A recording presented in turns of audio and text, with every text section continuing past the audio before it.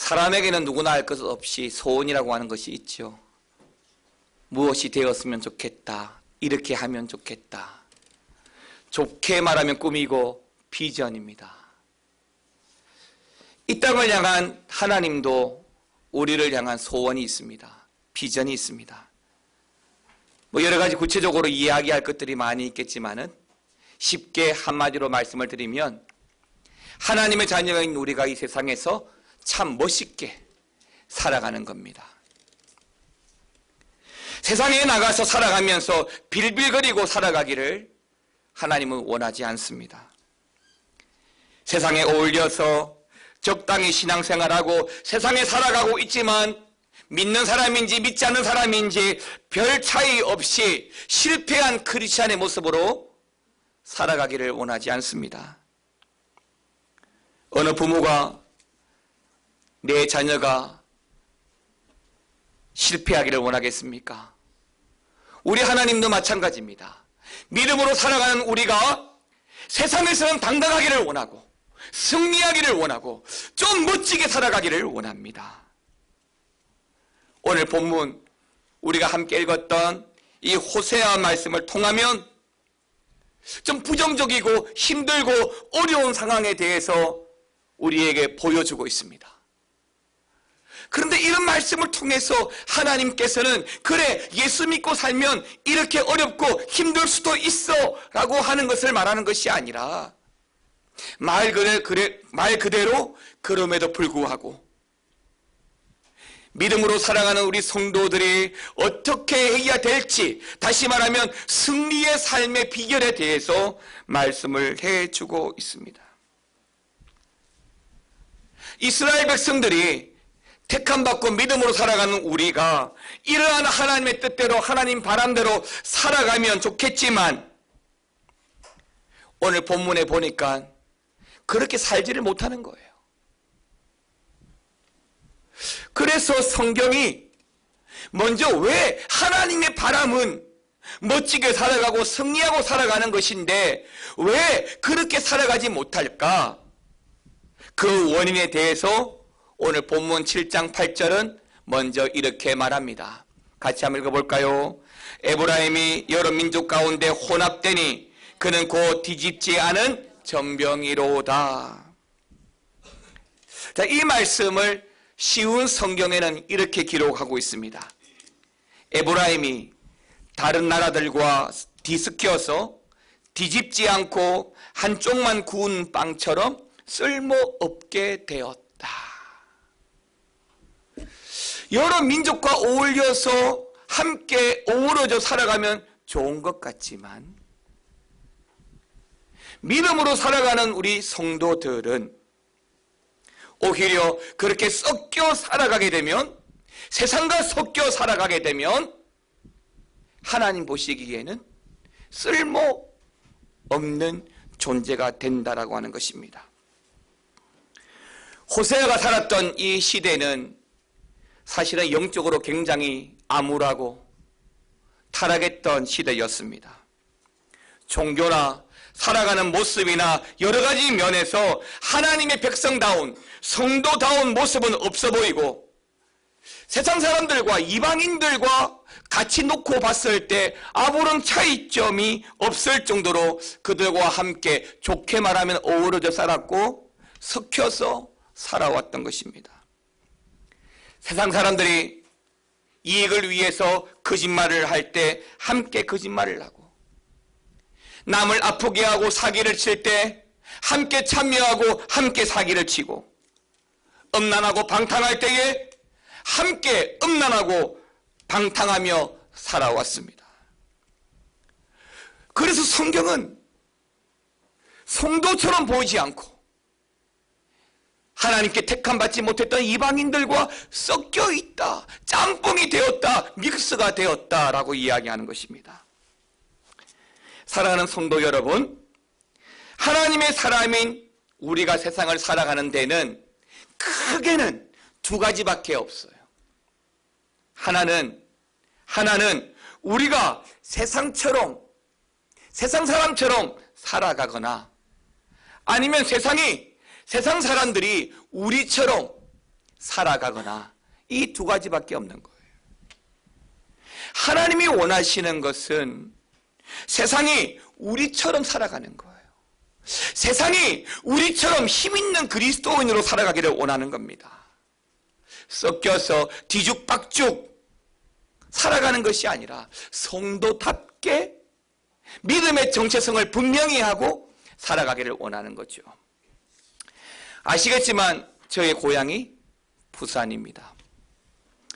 저는 나름대로 사투리를 안 쓴다고 자부하고 있지만 여러분들도 아는, 제가 아는 한 목사님은 유난히 그러한 저의 자부심에 스크래치를 내고 제가 사투리를 쓴다는 사실에 대해 자기 교회 교인들에게도 공개적으로 쓰는지 안 쓰는지 물어볼 정도로 제 사투리를 자꾸 공격하는 한 분이 계십니다.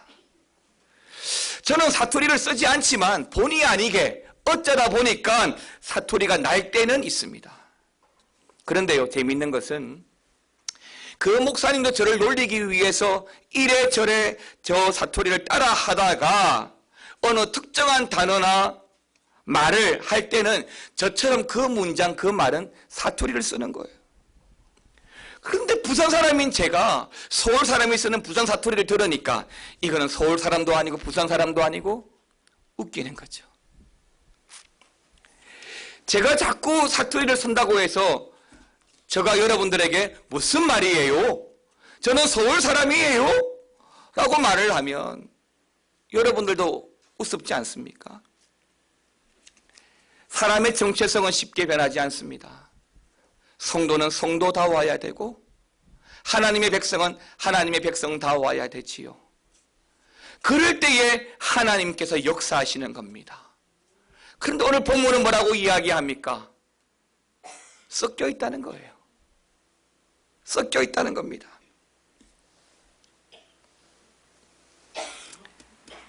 이스라엘 백성들이 죄를 짓는 것은 어쩌다 보니까 우연히 환경에 떠밀려서 어쩔 수 없이 죄를 짓는 것이 아니에요. 살아가다 보니까 동화되고 또 덕을 끼치기 위해서 그 사람들을 이해하려고 하다 보니까 그 사람들이 살아가는 것처럼 살아갈 수밖에 없잖아요.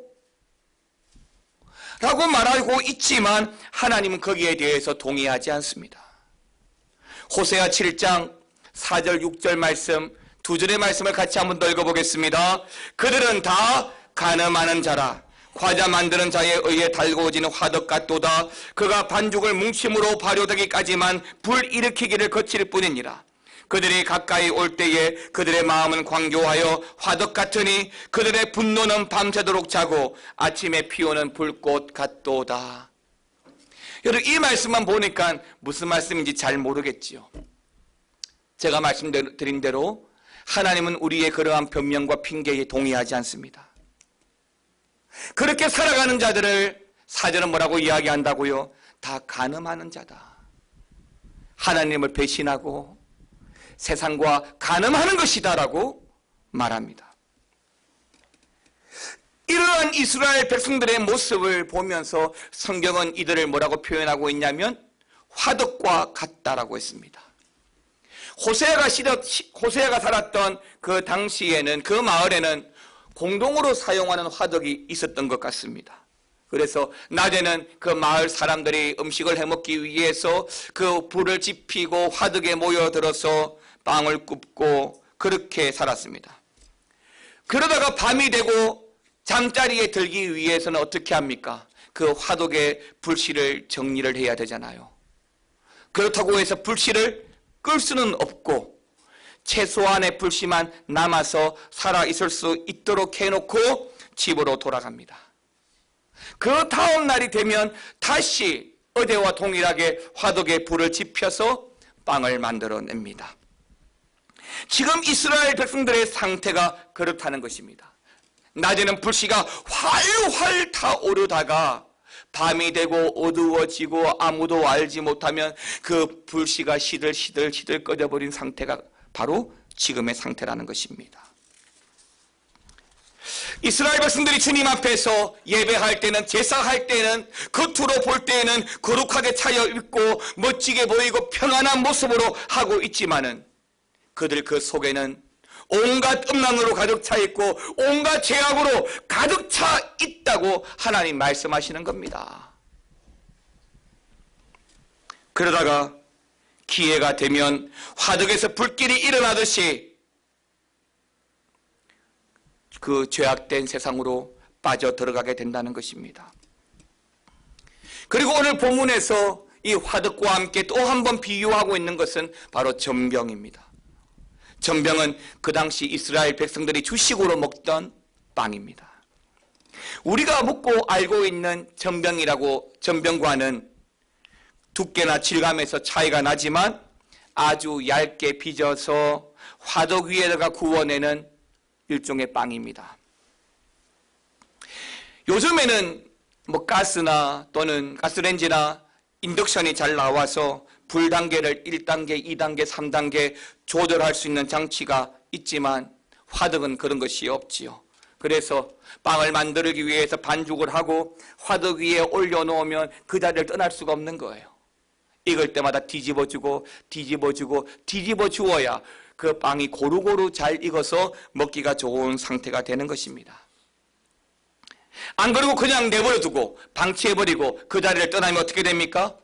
한쪽 면만 새까맣게 타버리게 되죠. 위에는 분명히 아직까지 노릿노릿 익지 않았는데 밑에 면은 새까맣게 타버리게 되는 것입니다. 그러면 버리죠. 저도 요즘에는 요리라는 것을 좀 하고 있습니다. 이제 제가 할 수 있는 요리가 꽤 늘었습니다. 라면, 계란 후라이, 오뎅 볶음, 이제는 부대찌개까지 해보았습니다. 그런데 참 안 되는 게 뭐냐면, 레시피를 보고 따라는 할 수 있겠는데 안 되는 게 뭐냐면 두 가지입니다. 물과 불입니다. 물을 어느 정도 부으라고 하는데 그 어느 정도가 어느 정도인지 모르겠어요. 그래서 그냥 물을 붓습니다. 불을 약불, 중불, 강불 하라고 하는데 무엇이 약불, 중불, 강불인지 모르겠어요. 그래서 배는 고프니까 불을 켜놓고 무조건 끓이다 보면 어느새 물이 넘치기도 하고 넘친 물에 불이 꺼지기도 합니다. 때로는 음식이 짜고 때로는 음식이 싱겁고 그렇습니다. 그런데 한 번은 고기를 굽는데 불을 지펴놓고 강한 불을 지펴놓고 고기를 계속 굽다 보니까 어떻게 될까요? 고기가 타버린 거예요. 타버린 고기 어떻게 합니까? 위에는 안 익었지만 밑에는 타버렸지만 익은 것 같아서 일단 꺼냅니다. 그리고 하늘이에게 줍니다. 그러면 어때요? 고기가 채 안 익은 것도 있지만 다행히 우리 하늘이는 고기라면 별 생각 없이 잘 먹어줍니다. 제때 불 조절하고 뒤집어주고 섞어줘야 양념이든 음식이든 먹을 수 있는 거잖아요. 이처럼 이스라엘 백성들이 겉으로 보기에는 멀쩡해 보이고 겉으로 보기에는 음식이 다 되어진 것처럼 보이는데 뒤집어보면 새까맣게 다 타버린 거예요. 먹을 수 없는 상태가 되어져 버린 거죠. 그런 전병이 되어져 버린 것이고 그러한 전병이 누구라고요? 바로 이 호세아 시대의 이스라엘 백성들이라는 겁니다. 다시 말해서 보기에는 열심히 하는데 실제 생활은 그렇지 않다는 거죠. 이런 사람을 우리는 뭐라고 이야기합니까? 이중인격, 이중생활을 하는 사람이다라고 말합니다. 앞뒤가 전혀 다른 모습이죠. 이스라엘 백성들의 이런 모습이 오늘 우리에게 보여주고 있습니다. 이제 이러한 말씀을 통해서 우리가 좀 더 알기를 원하고 은혜 받고자 하는 것은 첫 번째로 이중생활하는 에브라임입니다. 이중생활하는 에브라임. 여기서 이 에브라임은 이스라엘을 제후적으로 표현한 말입니다. 즉 이스라엘이죠. 이스라엘. 7장 1절 3절은 이렇게 말합니다. 내가 이스라엘을 치료할 때에 에브라임의 죄와 사마리아의 악이 드러나도다. 그들은 거짓을 행하며 안으로 들어가 도둑질하고 밖으로 떼지어 노락질하며 그들이 그 악으로 왕을 그 거짓말로 지도자를 기쁘게 하는도다. 거짓말을 합니다. 악을 드러냅니다. 죄를 드러냅니다. 겉은 화려하고 겉은 아닌 것 같은데 실제 그들의 생활들은 이렇게 추악하고 이렇게 악으로 거짓으로 숨기고 있더라는 것입니다. 예배할 때는 천사 같은데 제사가 끝나고 예배가 끝나면 세상으로 나아가면 이방인처럼 살아갑니다. 거짓말도 하고 주위 사람들을 얼마나 잘 속여갔는지 모릅니다. 함께 술도 마시고 음란한 짓도 하면서 도무지 하나님의 사람이라고 생각할 수 없을 만큼 철저하게 이중생활을 해왔던 것이죠. 얼마 전 중국에서 일어난 일입니다. 일주일 남짓된 일입니다. 중국이 많이 발전하기는 했지만 아직도 빈부차가 많고 도시와 시골의 차이도 사실은 굉장합니다.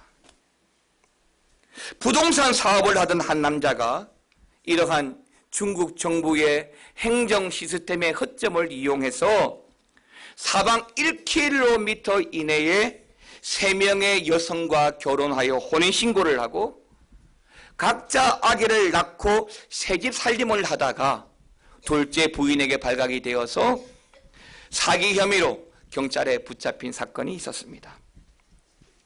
원래는 다른 지역에서 만나서 각각 혼인신고를 하고 그렇게 숨기고 살다가 다른 지역으로 오고 가는 것이 너무나 불편해서 그 세 집 모두를 장수성 쿤산이라는 한 지역으로 모았던 것입니다. 그래서 한 지역 1km 이내에 세 집, 세 아내, 세 자녀들이 있었던 것이죠. 대단하죠.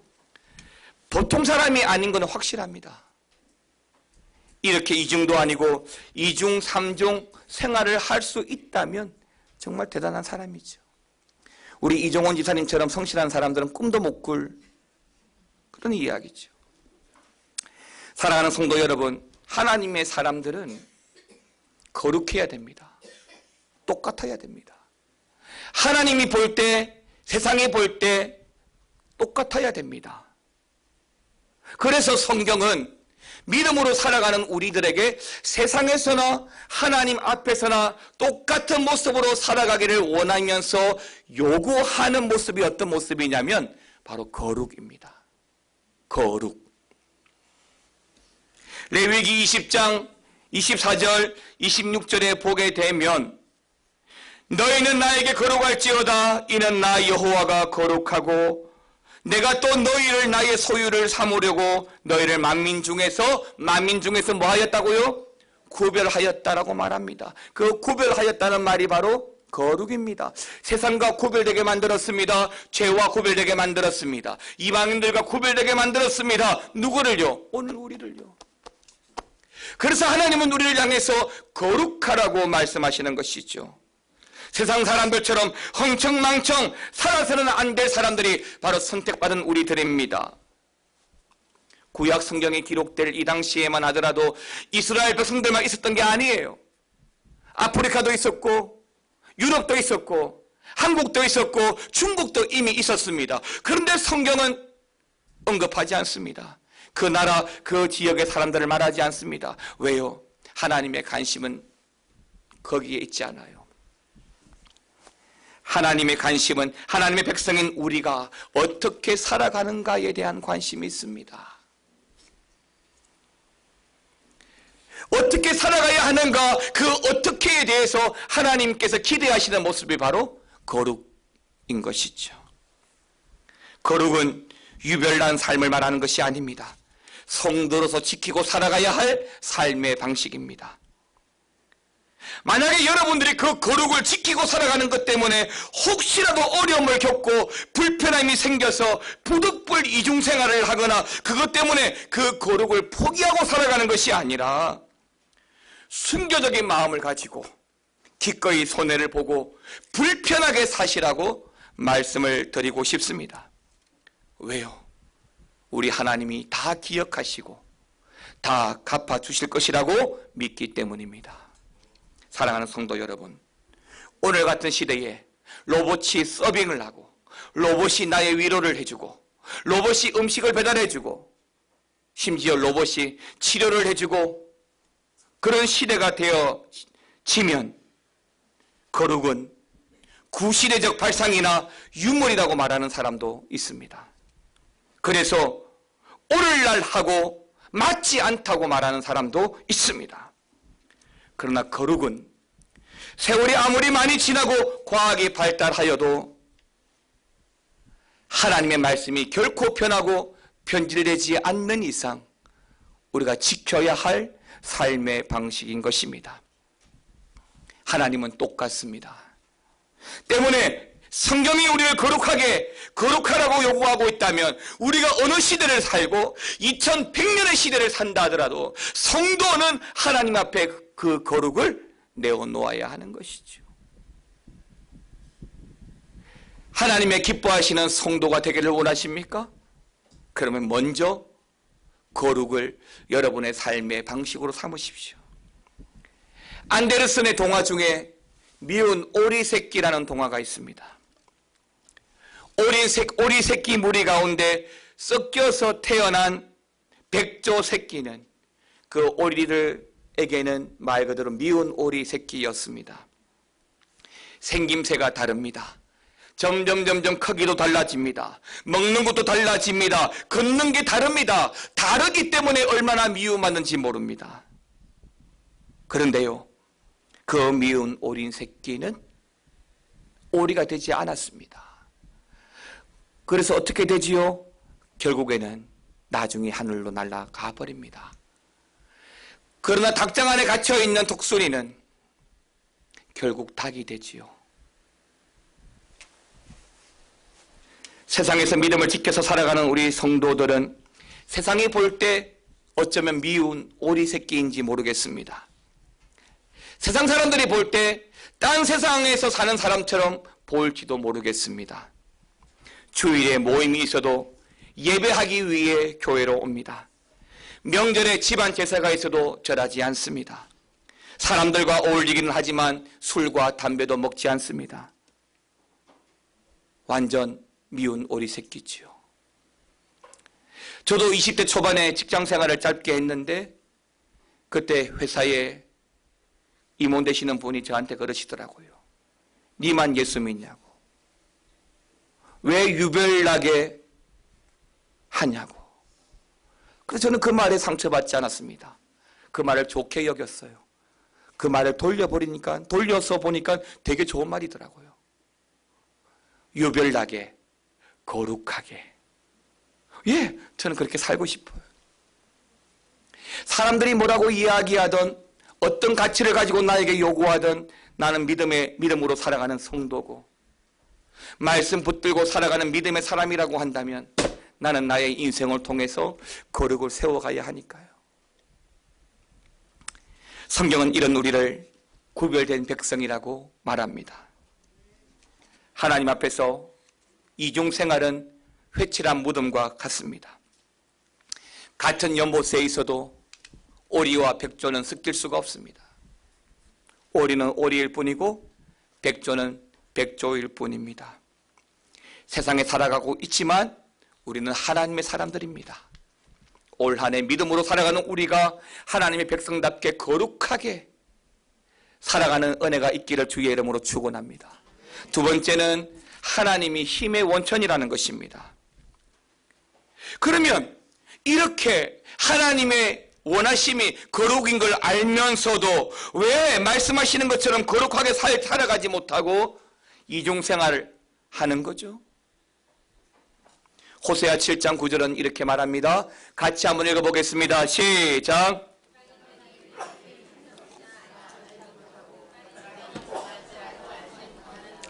그 힘이 삼켰다고 하는 말은 힘을 잃었다는 이야기고 머리가 백발이 된 노인과 같다고 하는 말도 이미 힘이 다 빠진 상태를 말합니다. 나라도 그렇고 가정도 그렇고 개인도 그렇습니다. 하나님을 떠나면 하나님의 힘을 잃으면 하나님으로 말미암아 살아가지 아니하면 힘을 잃고 실패하는 인생이다라고 하는 것입니다. 예수님을 믿는다고 이야기하면서도 하나님이 주시는 은혜로 살려고 하지 않고 하나님을 멀리하고 세상에 빠져서 호우적거리다 보면 자기도 모르는 사이에 영적인 힘도 서서히 잃어가고 기쁨도 능력도 다 빼앗기게 됩니다. 그러면 결국에는 실패하는 인생이 되는 거죠. 사랑하는 성도 여러분, 성도는 돈의 힘으로 살아가는 것도 아니고 권력의 힘으로 살아가는 것도 아닙니다. 성도는 하나님의 은혜로 살아가는 사람들이지요. 말씀에서 나오는 힘으로 살아가는 사람들입니다. 하나님을 힘으로 의지하고 살아가는 사람들이지요. 예수는 나의 힘이요 라고 부르는 이유도 그 예수의 힘으로 살아가는 사람들이 바로 우리 성도이기 때문입니다. 그렇습니다. 하나님의 말씀은 세상을 살아가는 데 있어서 없어서는 안 될 힘의 원천입니다. 하나님의 말씀을 통해서 힘도 주시고 용기도 주시고 죄로부터 우리를 막아도 주시기도 합니다. 세상을 살아가는 지혜도 주십니다.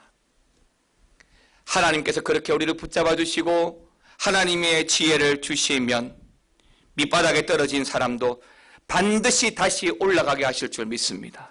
하나님께서 함께 하시면 어떤 절망적인 상황에서도 반드시 소망의 환경으로 바꾸어 주실 거라고 믿습니다. 사랑하는 성도 여러분, 이미 우리는 믿는 사람들입니다. 이미 우리는 성도입니다. 그렇다면 올 한 해 하나님께서 우리가 기대하는 그 삶의 방식들을 가지고 살아가시기를 축원합니다. 하나님께서 우리에게 요구하시는 삶의 열매가 일어나도록 거룩을 삶의 방식으로 가지고 살아가시면 하나님께서 반드시 새 힘으로 지켜주실 거라고 믿습니다.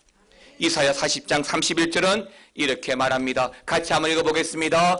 오직 여호와를 앙망하는 자는 새 힘을 얻으리니 독수리가 날개치며 올라감 같을 것이요 다른 박질하여도 곤비하지 아니하겠고 걸어가도 피곤하지 아니하리로다. 아멘입니다. 사랑하는 성도 여러분, 누구나 승리할 수 있습니다. 그러나 아무나 승리할 수는 없습니다.